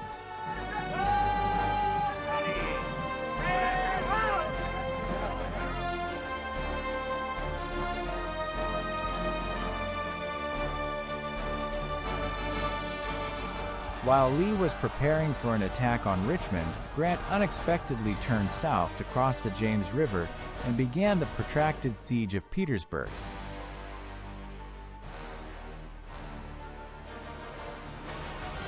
Where the two armies engaged in trench warfare for over 9 months.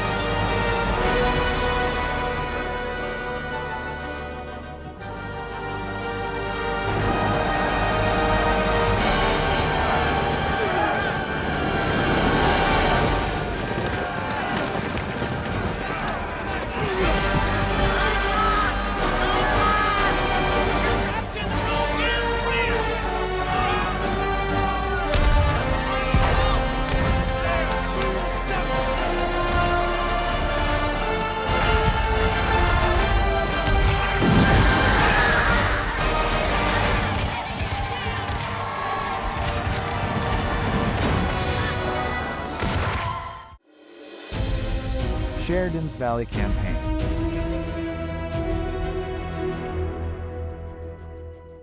To deny the Confederacy continued use of the Shenandoah Valley as a base from which to launch invasions of Maryland and the Washington area, and to threaten Lee's supply lines for his forces, Grant launched the Valley campaigns in the spring of 1864.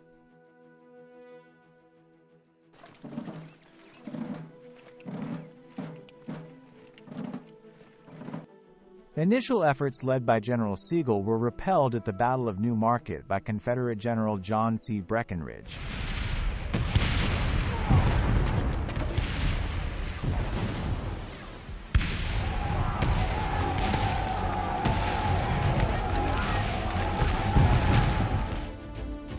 The Battle of New Market was the Confederacy's last major victory and included a charge by teenage VMI cadets. After relieving Sigel and following mixed performances by his successor, Grant finally found a commander, General Philip Sheridan, aggressive enough to prevail against the army of Major General Jubal-A. Early. After a cautious start, Sheridan defeated Early in a series of battles in September and October 1864, including a decisive defeat at the Battle of Cedar Creek.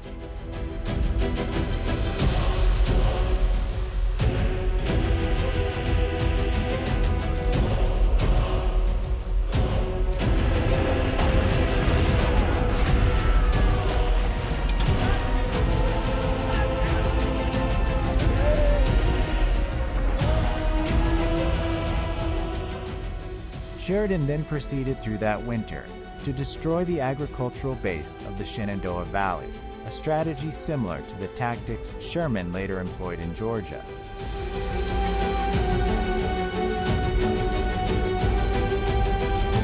Sherman's march to the sea. Meanwhile, Sherman maneuvered from Chattanooga to Atlanta, defeating Confederate Generals Joseph E. Johnston and John Bell Hood.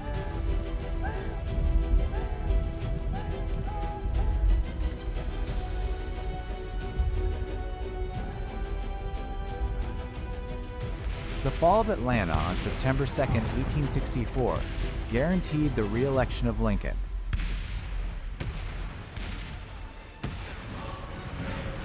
Hood left the Atlanta area to swing around and menace Sherman's supply lines and invade Tennessee in the Franklin-Nashville campaign.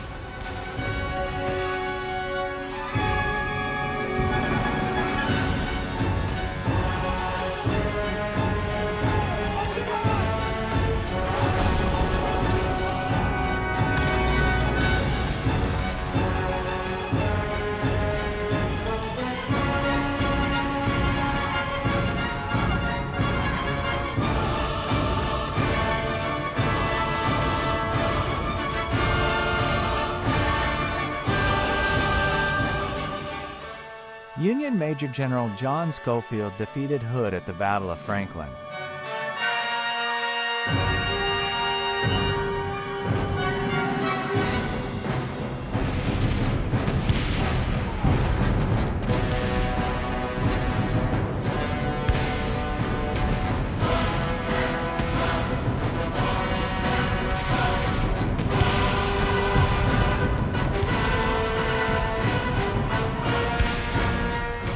And George H. Thomas dealt Hood a massive defeat at the Battle of Nashville, effectively destroying Hood's army.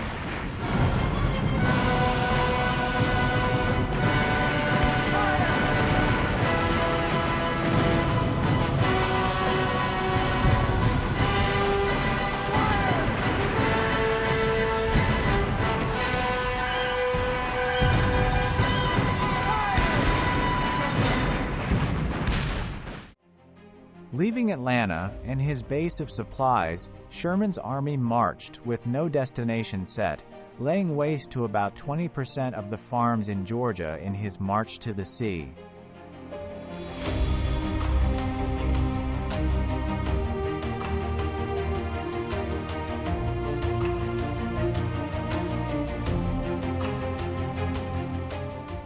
He reached the Atlantic at Savannah, Georgia in December 1864.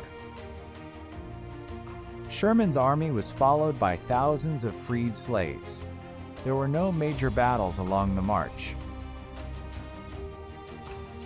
Sherman turned north through South Carolina and North Carolina to approach the Confederate Virginia lines from the south, increasing the pressure on Lee's army.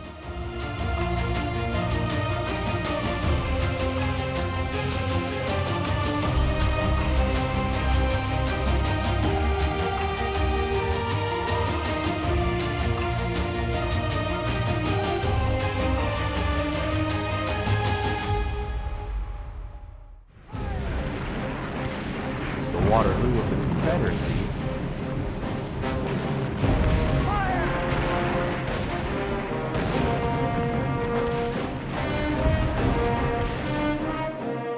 Lee's army, thinned by desertion and casualties, was now much smaller than Grant's.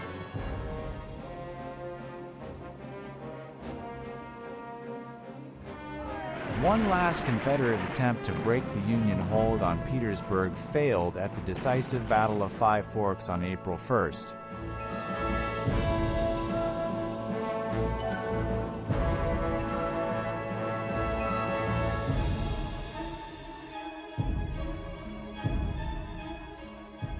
The Union now controlled the entire perimeter surrounding Richmond-Petersburg, completely cutting it off from the Confederacy.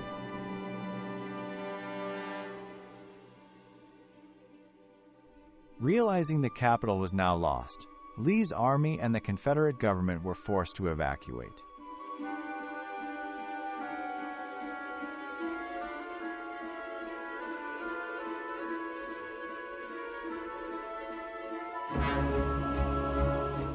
The Confederate capital fell on April 2-3 to the Union 25th Corps, composed of black troops.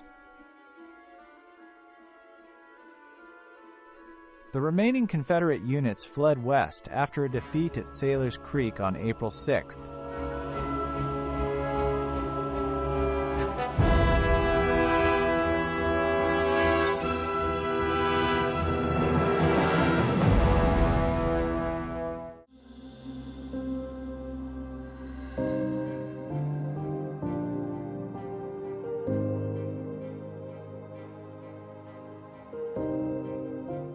Lee did not intend to surrender.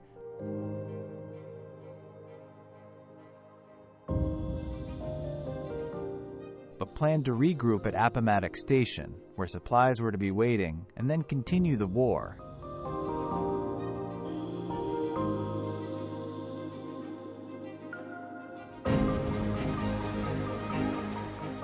Grant chased Lee and got in front of him, so that when Lee's army reached the village of Appomattox Courthouse, they were surrounded.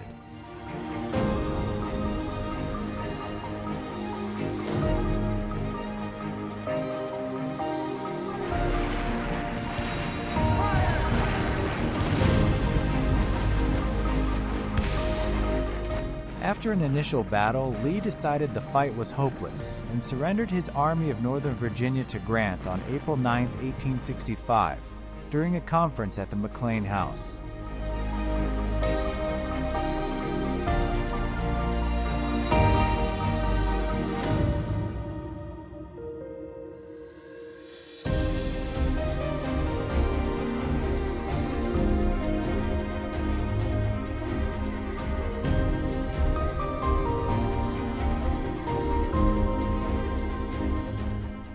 In an untraditional gesture, and as a sign of Grant's respect and anticipation of peacefully restoring Confederate states to the Union, Lee was permitted to keep his sword and horse, Traveler.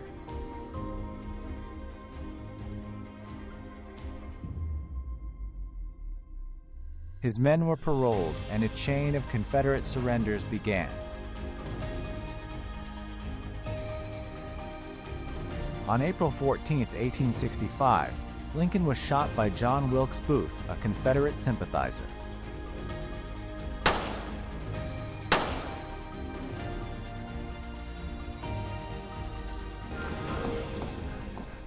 The president has been shot. Lincoln died early the next morning. Lincoln's vice president, Andrew Johnson, was unharmed because his would-be assassin, George Atzerodt, lost his nerve, so Johnson was immediately sworn in as president. Meanwhile, Confederate forces across the South surrendered, as news of Lee's surrender reached them.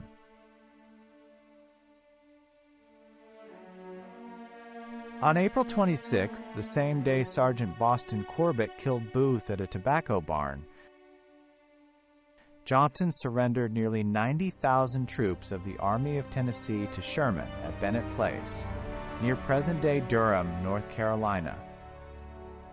It proved to be the largest surrender of Confederate forces. On May 4th, all remaining Confederate forces in Alabama, Mississippi, and Louisiana east of the Mississippi, under the command of Lieutenant General Richard Taylor, surrendered. Confederate President Davis was captured in retreat at Irwinville, Georgia, on May 10th. The final land battle was fought on May 13, 1865, at the Battle of Palmito Ranch in Texas.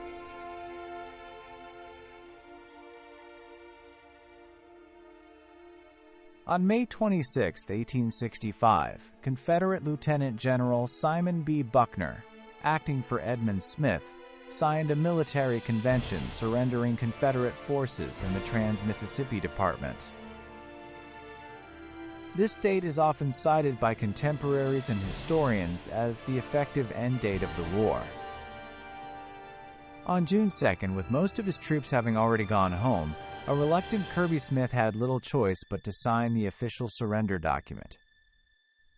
On June 23rd, Cherokee leader and brig, General Stan Waddy became the last Confederate general to surrender his forces. On June 19, 1865, Union Major General Gordon Granger announced General Order No. 3, bringing the Emancipation Proclamation into effect in Texas and freeing the last slaves of the Confederacy. The anniversary of this date is now celebrated as Juneteenth.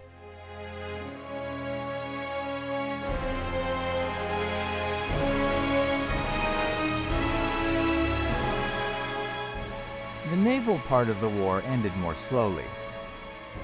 It had begun on April 11th, 2 days after Lee's surrender, when Lincoln proclaimed that foreign nations had no further claim or pretense to deny equality of maritime rights and hospitalities to U.S. warships, and, in effect, that rights extended to Confederate ships to use neutral ports as safe havens from U.S. warships should end. Having no response to Lincoln's proclamation, President Johnson issued a similar proclamation dated May 10th, more directly stating that the war was almost at an end, and insurgent cruisers still at sea and prepared to attack U.S. ships should not have rights to do so through use of safe foreign ports or waters. Britain finally responded on June 6th by transmitting a letter from Foreign Secretary John Russell, 1st Earl Russell, to the Lords of the Admiralty, withdrawing rights to Confederate warships to enter British ports and waters.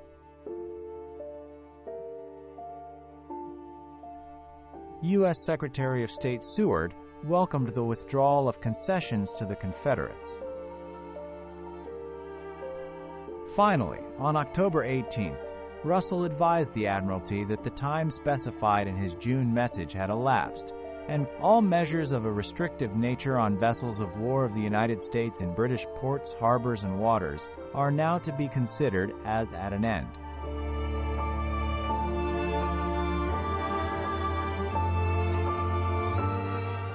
Nonetheless, the final Confederate surrender was in Liverpool, England, where James Iredell Waddell, the captain of CSS Shenandoah, surrendered the cruiser to British authorities on November 6th.